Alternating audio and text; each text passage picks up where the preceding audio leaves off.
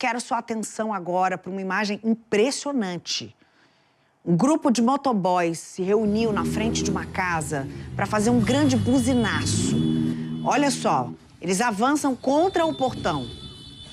Esse grupo dá chutes, empurra até conseguir derrubar. Isso foi no domingo, lá na M Norte. Testemunhas disseram o seguinte: esse caso começou no sábado, quando supostamente a dona dessa casa, atacada, pediu para o motoboy não buzinar em frente ao portão.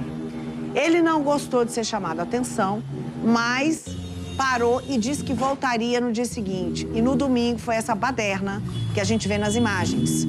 O delegado responsável pelo caso disse que já foi identificado quem começou toda essa história e ele vai ser intimado. Vai ter que prestar depoimento e esclarecer essa organização aí para incomodar.